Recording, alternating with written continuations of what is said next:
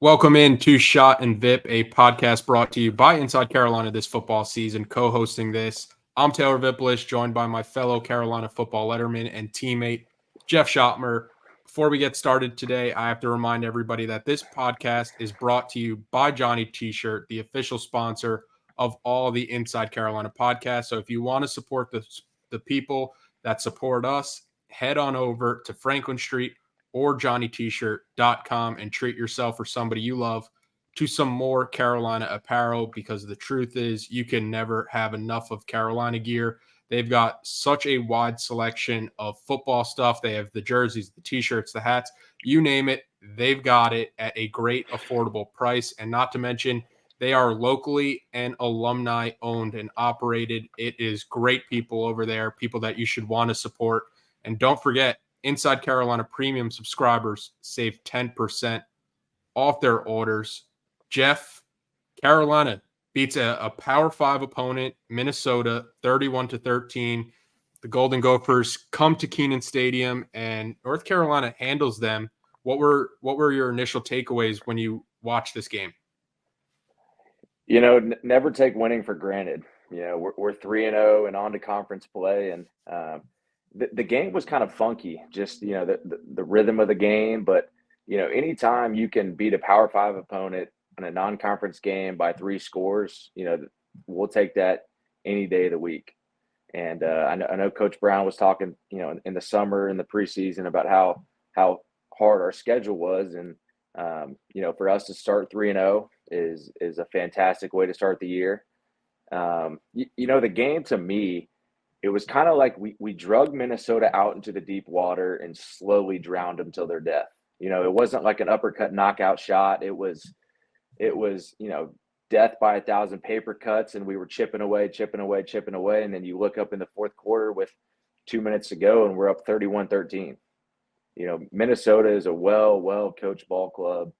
They've won, 9-10 games for the past couple of years. PJ Fleck is a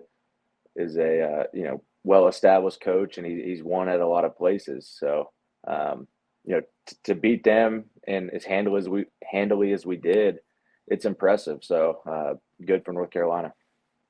Yeah, and this was a game where it felt like even when Minnesota started to get some of that momentum back around the halftime and early in the third quarter, North Carolina teams of the past, okay, Minnesota gets back in it, and then it's a game the entire way. I thought it was pretty impressive how this North Carolina team handled that adversity. And I thought one of the coolest moments, I don't know if you saw it, but there was a video of the team in the locker room post game, and Mac Brown was addressing the team, and you could just feel how much he cares about all the players.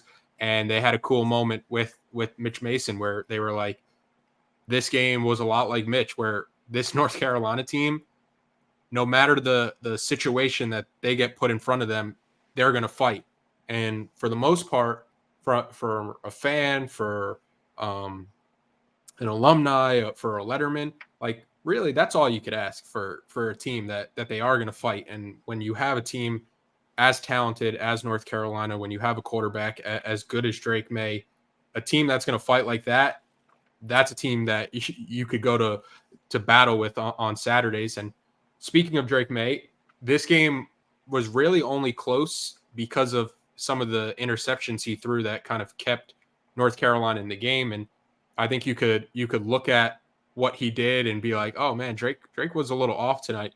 And he has a bit of like those Mitch Trubisky stat lines in him where you're like, oh, something's just not right with Mitch tonight, or something's just not right with Drake tonight. And you see his final box score. He throws for over 400 yards for just the second time in his career, and he completes 73% of his passes. What did you kind of see from the Tar Heel quarterback?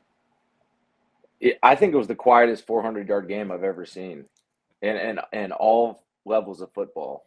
If you were to ask me after the game how much he threw for, I would say 270, 265. And, like you said, you look up and it's 400, 2 touchdowns. There's 2 interceptions. Look, we could be very critical of Drake because he's proven to be a first-round talent. and a top 5 pick, so we can nitpick Drake. The one thing that I love about him is he is resilient as hell. He throws interception and it doesn't phase him. He comes right back up. He's got that amnesia where he just forgets it and on to the next drive. The thing that always impresses me the most about Drake is his ability to extend the plays with his legs. I think the greatest equalizer in college football and any level of football is the ability for the quarterback to be mobile, extend the play, pick up first downs with his legs. And time again, Drake had, even this last game, 3 or 4 rushing first downs that extend the drive, and it cripples the defense.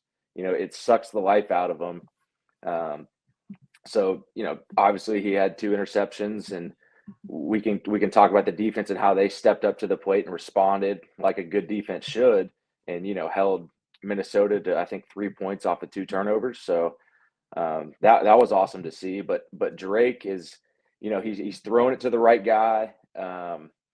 He's as advertised. Those 2 interceptions, we can get those cleaned up. Those don't scar me, but I'm obviously very happy with Drake's play. Yeah, somebody asked me how concerning those interceptions are from Drake Maye, and when his tape has been as overwhelmingly positive as it's been, and the main reason why a North Carolina fan or this North Carolina team has as much confidence as they do going into every game is because of the arm talent that they have at that quarterback position. I also thought there was more of a conscious effort from this North Carolina team to try to push the ball down the field vertically. They took a lot more shots vertically. I lost count of how many plays they had over 15 yards. I think they had 4 plays over 20, but a lot of those plays, like the Bryson Nesbitt touchdown where he gets that wheel route, was like 19 yards. So it's just missing that 20 benchmark. But you have the big plays from this Carolina team that's kind of been missing. JJ Jones, Gavin Blackwell has a deep pass. Kamari Morales down the middle. Yep. And then the one thing that I thought really helped this North Carolina team, getting Nate McCollum, and you saw the conscious effort North Carolina had in getting the ball to him early and often. I think that first drive he had 6 or 7 catches for like 80 something yards, capped off by a great touchdown. And then when you're watching Nate McCollum, it feels like you're starting to see like, wow, what this North Carolina can do when they do have everybody available. What do you think of Nate McCollum's big day? He was a dog. He was a dog, and he looked healthy. Those first 2 games he was quiet. Maybe it was health related issues, but the thing that was startling to me was the first play of the game. We designed a play to put the ball in Nate's hands. So that tells me right there that he's healthy, and our offensive coordinator and our offense is trying to find ways to get him touches, get the ball in space, and make plays. The first drive or 2 of an offensive game is usually scripted. So that first play is like, okay, we're going to get the ball in Nate's hands in space on the perimeter and see what he can do. And, we moved him around a lot. He was in the slot to the boundary, slot to the field. He was out wide to the boundary. And I'm not quite sure if he played out wide to the field, but we were moving him all around the formation. And that's hard on a defense when I guess our best receiver is changing locations. So you can't always get a beat on where he's going to line and, who's going to cover him from the defensive standpoint, whether it's the nickel back, the corner, a safety. So we were giving Minnesota a bunch of looks, and I thought that was great to see. The touchdown he had, Drake was kind of off one leg and great throw, but I think it was a way better catch than it was a throw because the defender was kind of draped all over him, and he had his arm in the way.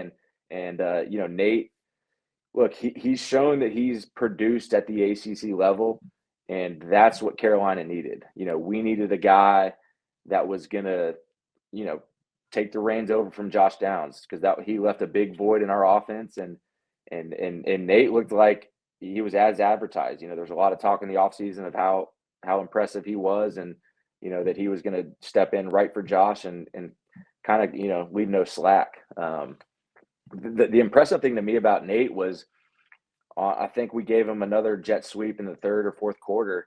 and he gets hit at the line of scrimmage, kind of out wide by the numbers by a safety, and he bounces off that hit.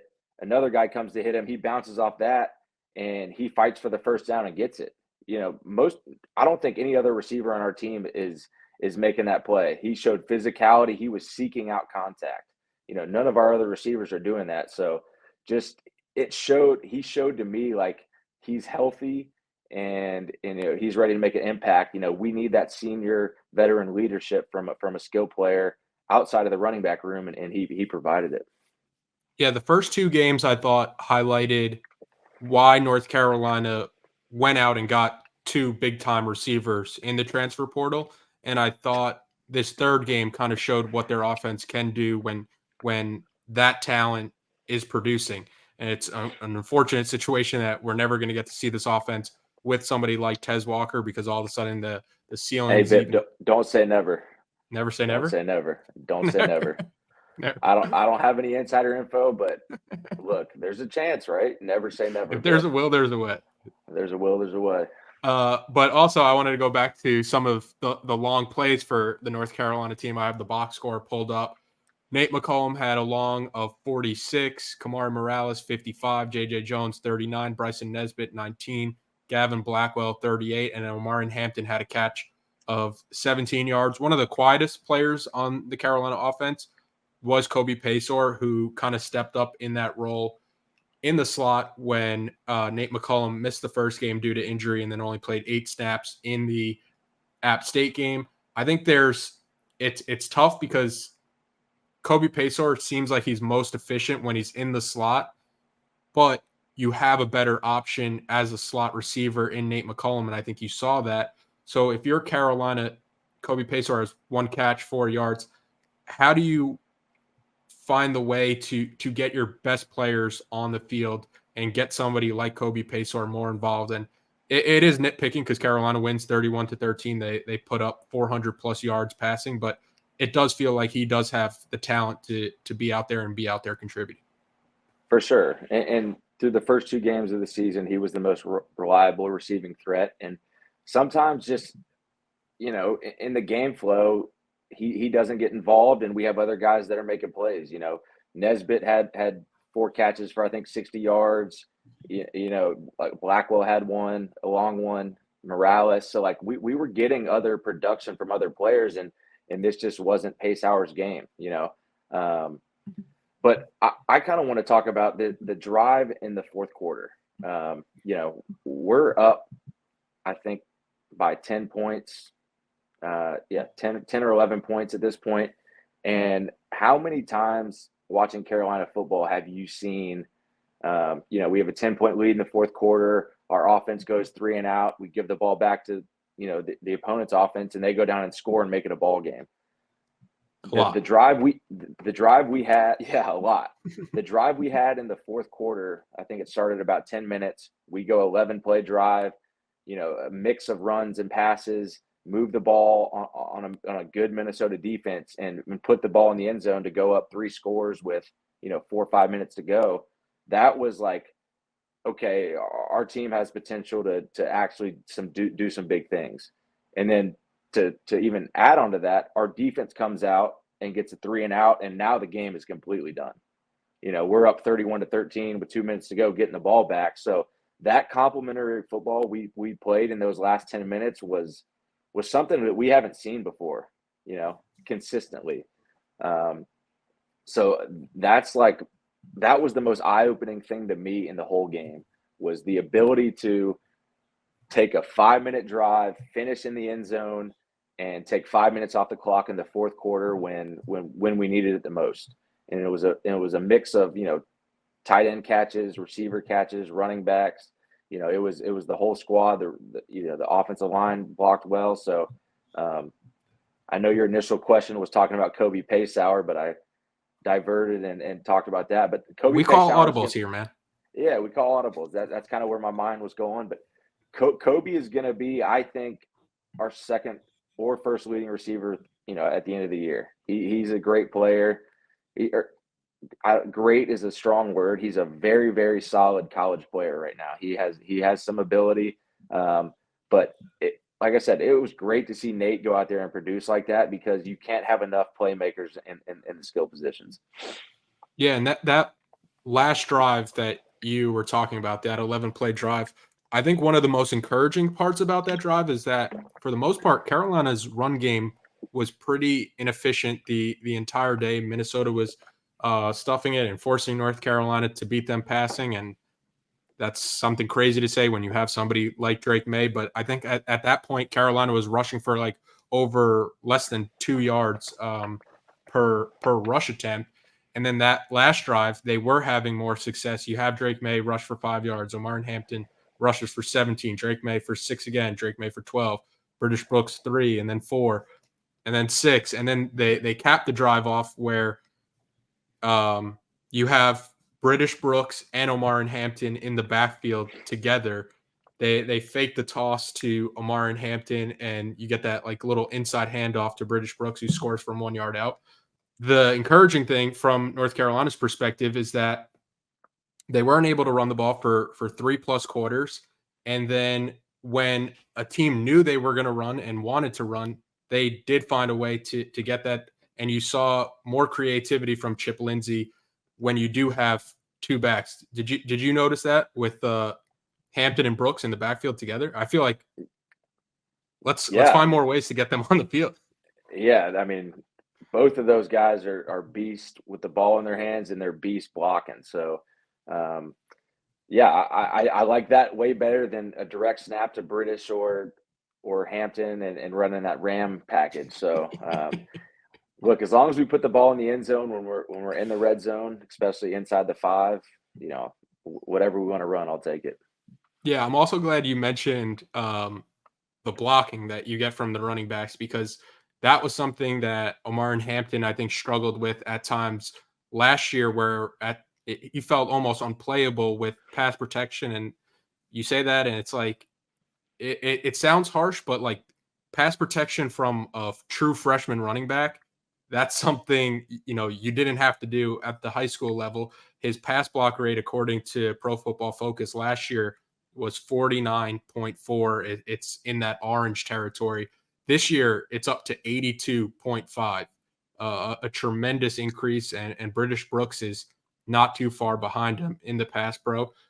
The North Carolina defense, we mentioned the Drake Maye turnovers, but Minnesota only scored.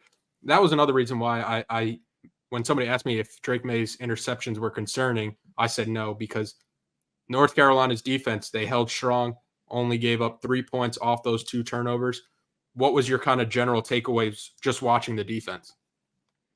To me, that's the mark of a good defense. And, when your back's put against the wall in situations that you can't control, i.e., a turnover from the offense, and you have to go out there and defend a short field, we stepped up to the challenge every time. And that was awesome to see. I think the first turnover was they got the ball on the, plus 25-yard line on our Yeah. side of the field. And, Coach Chiswick has always preached good situational defense and red zone defense, but now we're finally showing it that we can do it. The second thing that stood out to me was our third down defense. Do you know the stats off the top of your head? I think it was. Yeah, I wrote it down. It was Minnesota was 4 of 12. 27% on third downs. If you're under 30%, you're going to be top 20 in the country. And that to me was the key to our defense. Obviously we had the big turnover with Power Eccles in the red zone, and then another interception from Chatman in the end zone as well. So those are 2 turnovers are obviously great, but I think third down defense and third down conversion percentage is such an important stat in college football. And our third down defense was really good. I don't think that. At times we were pushed around in the run game a little bit, but Minnesota, they got a big offensive line. I think they averaged 6'5", 320 or something. Bigger average size than the Minnesota Vikings, and we got pushed around inside a little bit. I thought the 2 inside linebackers played a lot better than they did last week. they're the heartbeat of the defense. So when they're flying around with energy and making plays, that it's contagious for the rest of the defense. So I was happy with our performance. I mean, to me, like I talked about third down being a very important statistic in college football, but at the end of the day, the only stat that matters on defense, in my opinion, is scoring defense. And if we allow 13 points, versus a very good Power 5 school, we're going to win a lot of games. That 10 win season plus is a lock if we allow 13 points, because we're going to get the production from our offense. So kudos to Coach Chiswick and those defensive players. Obviously, we don't have the sack numbers and the TFL numbers, but look, at the end of the day, if we let up 13 points, that's a damn good job in college football. Yeah, I also thought we kind of mentioned this last time on the podcast, where it was like sack numbers are great, but they don't tell the entire story. Where the Minnesota quarterbacks, the one came in when the other got injured for a few plays. A lot of those throws that they had are throws you're not advising quarterbacks to make. I think the first one, Powers interception, Cedric Gray got through.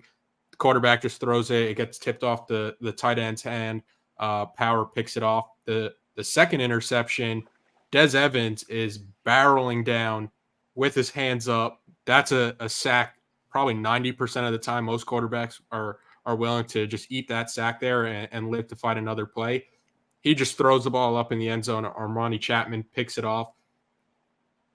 The third down defense, I got the numbers. Minnesota was 3 of 12, 25%. Carolina's third down offense, 12 of 17. And the last one was essentially when Carolina was just running out the clock and not trying to pick it up because they had the fourth down to just kneel the ball out. Carolina was 12 of 17 for 70%. And I think that's probably the one stat that you could point to as why Carolina was able to win this game by such a wide margin. I thought another person worth mentioning on the defensive side of the ball was Armani Chatman, where he comes in, he makes a difference. You play him at corner, you play Marcus Allen at the other corner, Elijah Huzzie in the star position. What did you kind of see from Armani Chatman as Carolina inserts him and they start to get him more and more reps at that corner position, it looks like? Veteran experience, played a lot of football in the ACC. He was an asset to our defense. I think he finished with 3 pass breakups and an interception. You look up and he's not afraid to challenge the receivers. If they caught a ball on him, for the most part, he was within phase and tackling them as soon as they caught the ball. So, that's always good to see. I think what tells the most about him is, I think in his post-game press conference, he was very confident in saying, look, we can go 15-0 and win the national championship. Whether anyone believes it or not, he does, and that's a great mindset for a cornerback to have.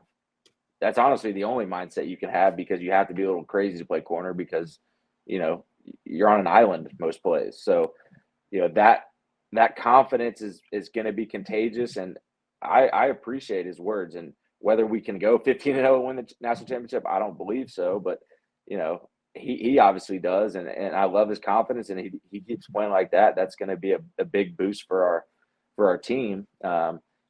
We saw Hardy getting some more reps, Stick Lane getting in there. I think as this defense grows throughout the season, I think we're going to see them get better. We're playing more guys in the secondary, which is what we need, because I don't think Biggers and Don Chapman are, all ACC caliber players. So they need to not play as many plays and rotate with some other safeties. So I think we got a good rotation going on right now. And I like where we headed, but Chapman, he really showed me something. And it's no knock on Holloway, but he's a young guy and was kind of thrown into the fire. And, he's made some plays, he's gotten beat, but one of the hardest things to teach in college football is experience and actual gameplay, especially against a veteran team, a Power 5 at a Power 5 level. And so Chapman, he showed that on Saturday afternoon. Yeah, these stats are from Pro Football Focus. It's quarterback rating when targeted. Elijah Huzzy's at a 59.5. Tayon Holloway's at a 111.3. Marcus Allen is at a 120.1. And then it's a small sample size with Armani Chatman, but it's a 6.9, where he Yeah. plays essentially just that last game and looked great shutting it down. I don't know if keeping a quarterback in the single digits is a realistic goal, but it's a goal that, like you mentioned, that mindset that this team has, they're going to believe that they can do it. And I had a quick stat. I'm again, we're pulling audibles all over the place. It's NFL Sunday. We're recording this. The Commanders win. Sam Howell becomes just the second Washington quarterback to start his career 3-0 in the Super Bowl era. The only other to do it, 87 strike replacement quarterback Ed Rupert, who was the inspiration for Shane Falco in the replacements. Was he? I was about to say I've never heard that name in my life. Hey, shout out Sammy Howell, man. He's Carolina legend. Yeah, He said not so fast on naming Drake the best UNC quarterback of all time.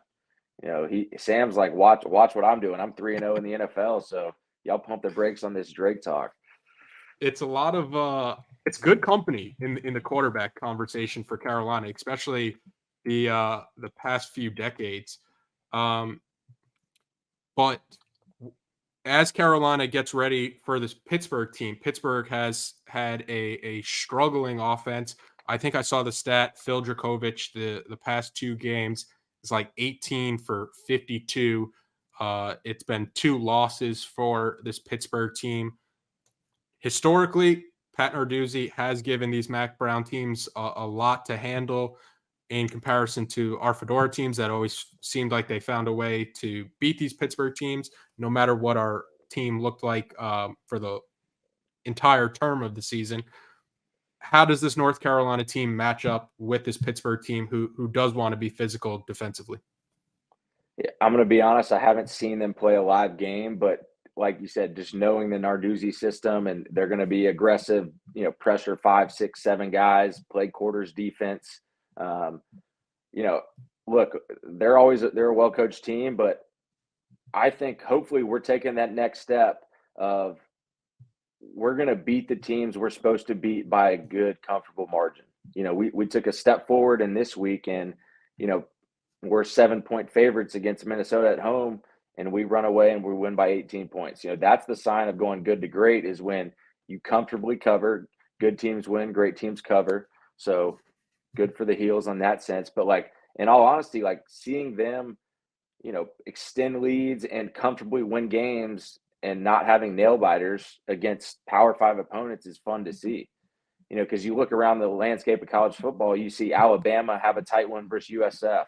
You see Georgia play South Carolina tight. You see Colorado play Colorado State tight. On any given Saturday, anyone can win. So for us to handle a team like that comfortably, I want to see the same thing against Pittsburgh, because that'll kind of tell me we're turning the corner, and we're maturing, and we're growing up, and we're not playing down to our opponents. So let's go beat Pittsburgh by 17 plus.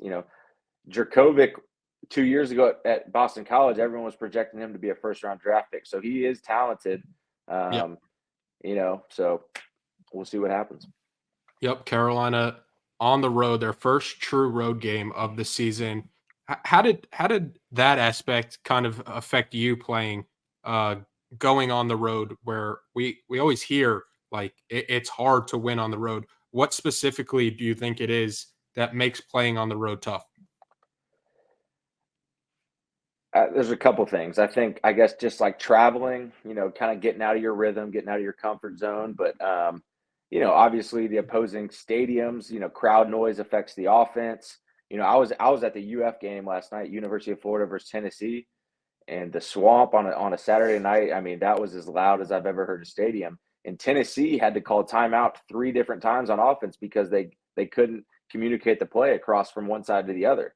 They had the call in time, but it was just they couldn't hear. The offensive line couldn't hear the quarterback. The receivers couldn't hear the tight ends. And so they had to call timeout. So I guess that's a thing that could, it makes it hard to win on the road. Obviously, Pittsburgh, it's, NFL stadium. It's not going to be a crazy atmosphere, but as a player, honestly, I love playing on the road as much as I love playing in Kenan Stadium in front of our fans.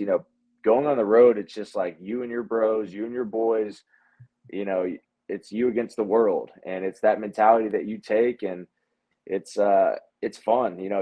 You score a touchdown in an opposing stadium, and you see, the celebrations where they're like shushing the crowd, and the guys rally around that stuff. So,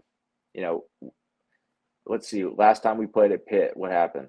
2021. 2021, we lost. Yeah, we lost to Kenny Pickett. Yeah. Was that the overtime game? I think it was an overtime. Yeah, it was an overtime game. I feel like every time we've played at Pitt, well, besides the game last year, I think there was a stat like 7 or 8 of the last Pitt games are a one-score series. So yeah. So this has been a series where it has been pretty close. North Carolina won last year, the last time out. At UNC, yep. Yeah, and the current streak is just at that one game. So Pitt is kind of stumbling their way into this game. They lost. Their only win this season is a 45-7 win at Wofford. Then they lost to Cincinnati at home, 27-21. And then they lost the backyard brawl to West Virginia, 17-6. Carolina back in action this Saturday, 8 o'clock kickoff from Pittsburgh. What's the spread? What's the spread in that game? The early spread is Carolina -5. Hammer it. Hammer that. Jeff, my other observation from the weekend, a bunch of people came up to me and said, "Hey, love the podcast with you and Shop." Let's go. I appreciate it, fans. I appreciate it. Everyone loves it because you're the star of the show, and you've been an Inside Carolina legend for a couple of years now. So I just try to be.